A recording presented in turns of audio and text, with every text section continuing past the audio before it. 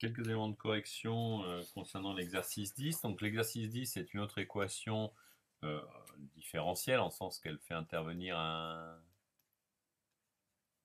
des fonctions et sa dérivée. Et donc on cherche l'ensemble des fonctions qui vérifieraient f' de x plus f de x égale exponentielle x. D'accord? Fonction dérivable. Donc exactement comme dans l'exercice 8, on va fonctionner par analyse synthèse, donc commencer par se donner f, une solution de E.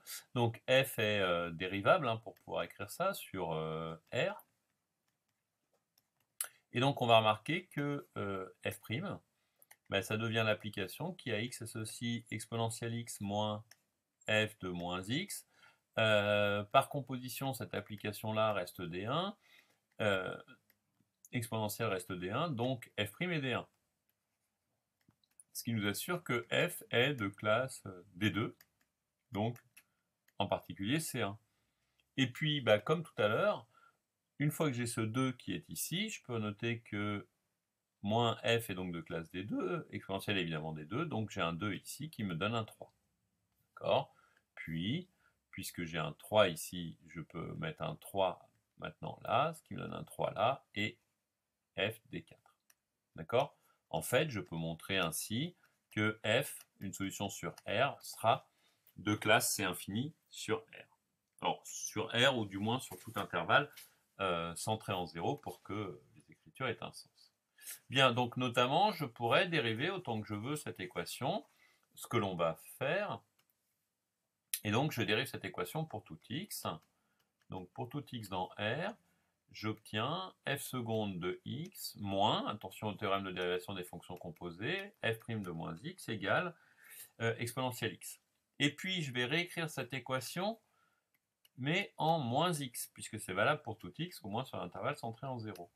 Donc, f' de moins x plus f de moins x égale exponentielle moins x. Et l'idée est donc d'additionner les deux, de façon à enlever ces moins x, donc f' de moins x, donc j'ai f seconde de x plus f de x égale chx. Voilà une équation différentielle linéaire d'ordre de la coefficient constant avec un second membre, principe de superposition, que l'on sait résoudre.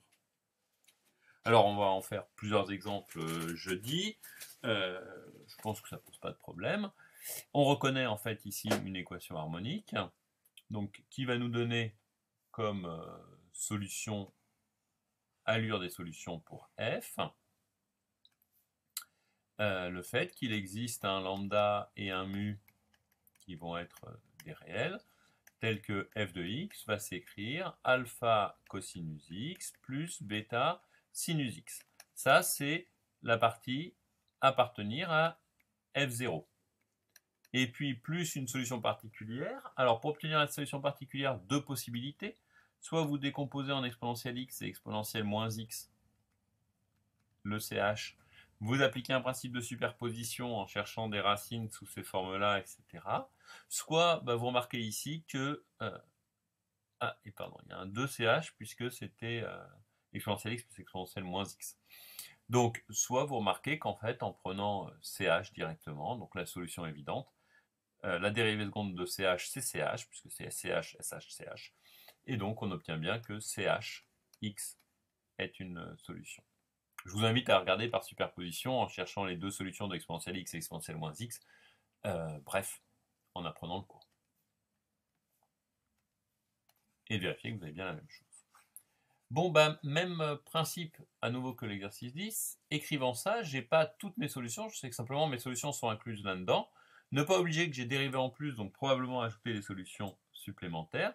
Il va également falloir que je vérifie cette équation. Donc je vais écrire l'équation, ce qui revient à la synthèse. Alors je peux faire dans l'analyse en affinant mon analyse, mais ce sera la même chose. D'accord? Donc f' de x, ça sera du moins alpha sinus x plus bêta cosinus x plus sh de x.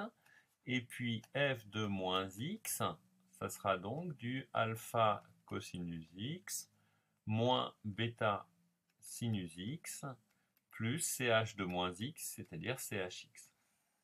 Quand j'additionne les deux, j'obtiens, pour avoir une solution, f' plus f de moins x est égal, donc je vais regrouper mes termes, donc alpha plus bêta cosinus x, non, pardon, c'est pas égal à 0, c'est égal à exponentielle x, excusez-moi, plus